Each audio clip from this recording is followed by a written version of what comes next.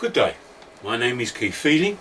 This is my email address and that's my Twitter handle or address, which I use all the time. As you can see, today I'm going to focus upon something which I hope all of you will be interested in. This is the 21st of April. It's now close to 4 months since the epidemic began in China, the coronavirus epidemic, and we are now very much in the throes of being concerned about health and well-being. I've been concerned about health and well-being since probably 1974 when I began teaching, and for me this has been an opportunity to see how perhaps the things that I've been most concerned about have come into the forefront. A number of years ago in the 80s I discovered that the World Health Organization existed, and they had this definition of health, which for me reflected very clearly how I'd already felt about it. I had a degree in chemistry, and when I started teaching in 1974 it was as a PE and a science teacher. So consequently that definition for me becomes very, very pertinent now, that if perhaps our world was more focused upon health and well-being, it could be a very, very different and hopefully a much better place for us all to be in. Now, one of the things which I did a lot of study in the 70s and the 80s was looking in my own area about what things affected the health and well-being of the people and the children I was dealing with, and a previous KEEFtalk focuses much more upon that. But in 1998 you will see the World Health Organization brought out a booklet by Michael Marmot and Richard Wilkinson called The Social Determinants of Health. Brilliant title, very much related to what I was already talking about, and it actually focused upon what we could do as people and governments to improve the health and well-being for everybody. And as you can see, it focused upon reducing the levels of educational failure. I was already 10-20 years into looking at those areas as a priority, and then when it talked about societies being focused upon improving the citizens so that they could play a full social and economic part of their society, it would be much healthier. Very much what I've been really trying to get across, though most people didn't really understand what I was talking about. The World Health Organization for me was a great help when I discovered it in the 80s, because there were two key determinants that in 1998 supported what I was already talking about, that we needed to focus upon the social, economic and physical environment of our children. Now, I was in a school, people just didn't understand what I was trying to do, hence I used the term from the late 70s, marathon not a sprint, because I wanted to improve what was going on in schools to develop that environment so that our children would develop these 8 skills.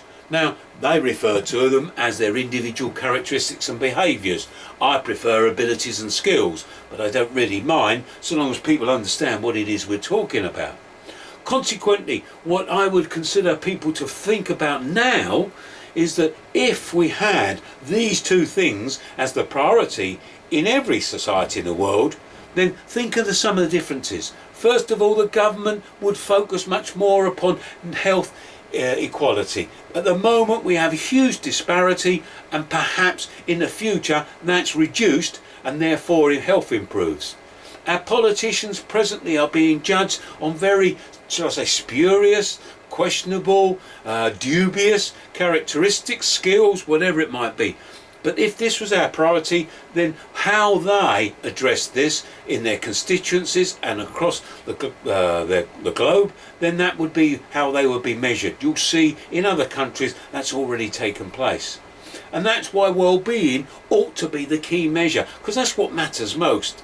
We did economics many years ago, and basically for me it was fascinating because it didn't seem to miss the point that money was around in order to improve health and well-being, but that isn't actually necessarily emphasised. So consequently, perhaps if we then refocused and said that education and our society and everybody understood that these characteristics and these things were what mattered most, and not academia as we have at the moment. We have a heavily obsessed education system slanted very much towards academia and exams. I benefited from that, but I'm the exception. And these are the things that really matter in the development of our children, and those are the things that we ought to be measuring, and that's the things that really matter. And media recently, as I will show you in a few moments, have actually decided that celebrity is far less important and health and well-being is much more important. What a shame they didn't do that before. And we have now discovered that parents need help and support in developing their children. What a surprise. For somebody like myself, I've spent my lifetime trying to do that, and consequently I hope that both parents and the religions that we have around the world decide to be focusing upon that. I'll develop that in a moment. So consequently, let's look at some good practice throughout the world. New Zealand, a number of years ago, 2 years ago, decided with Jacinda Ardern that they should, as the Prime Minister, that they would focus much more upon health and well-being as their priority in their country. As you'll see, if you know anything about statistics at the moment, they've done particularly well compared to others in this coronavirus crisis, largely because they were ready for it and they were actually catering for the problems it might present. They weren't the only ones though, and it's interesting to note that in 1994 I saw a panorama programme, not long after I completed my MEd, where it was called The Future is Female. And from there on in, I've used that numerous times in various presentation talks, sessions, to say to people, if we develop these skills, and you'll see they're reflected there, then the empathy and the things that really matter will be developed perhaps more commonly in women. Hopefully men in future will develop those skills a little bit than they have in the past. But at the moment, it's interesting to see how some of those countries have done much better, and they happen to have, not by chance I might add, female leaders. Consequently, one of the things that is interesting in this country, that we've been slow, but there have been people trying to convey health and well-being should be the priority. An example of this is Gus O'Donnell. A year ago he was the head of the civil service and was a very prominent person in previous governments. However, his suggestion wasn't taken notice of, that personal well-being rather than economic growth, GDP, should be the priority. He's not the first to have said that, because in 2006 David Cameron, do you remember him? He actually was putting out, and I was excited at the time, finally we've got somebody who's singing from the same hymn sheet as me, that we should be focusing upon general well-being much more than GDP, and improving our sense of well-being is much more important than anything else. Pity that it didn't actually happen. We had a token gesture focused upon a government department trying to measure what they call happiness or well-being. Otherwise, it didn't really happen. We had a Liberal Democrat, Jo Swinson, remember her? What gets measured gets done. Well, if it's been measured, I don't think people have been taking much notice of it. So consequently, we missed our opportunity and perhaps paying as a result. I can't also support the media very much, because they've actually been a big factor in this, because only recently have they decided that what matters most on the front pages is health or well-being. What a shame they didn't do that before, because normally, and I stopped buying newspapers 20 years ago because of this, because they focus so much upon celebrity, on the superficial and stuff which is almost, trivial. Now at the moment they're not doing that. They're focusing upon what really matters, the health and well-being of people. I hope after this crisis they continue to prioritise health and well-being. Now my own personal campaign has been largely in education, because I've been appalled that we have academia and exams dominating our education system, yet we've had huge amount of evidence to support the fact that these are the characteristics, abilities, skills are the things that really matter. So during the 90s, after my MEd, I did a lot of CPD, in-service training, presentations, where I tried to get teachers to look at what their subjects were and how they fed into this. And you can see science has become so prevalent at the moment, and it's exposed how few really good scientific thinkers we seem to have. And consequently, they're struggling to really understand what the rationale is, how viruses work, what the data is, and how they can interpret it. Maths for me was probably the best subject I was at school, and I've taught it for a number of years. The reason it's particularly good is because it helps us understand the patterns of things, and at the moment that's crucial to understanding why we have to do what we've got to do at the moment. But too few people seem to be able to grasp that. In the late 90s, I was fortunate enough to spend a term doing some action research in the English department. Wonderful subject.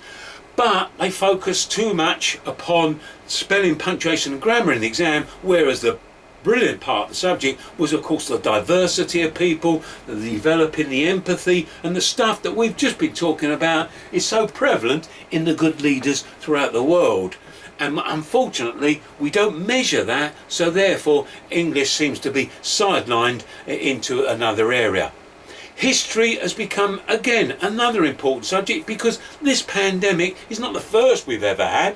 And actually, if we looked at what was gone on before, and that scientifically analysed those past events, we would have seen, like we've seen with Bill Gates, that this was on the cards. It was going to happen, but when it was going to happen and how it was going to happen, perhaps history would have told us that.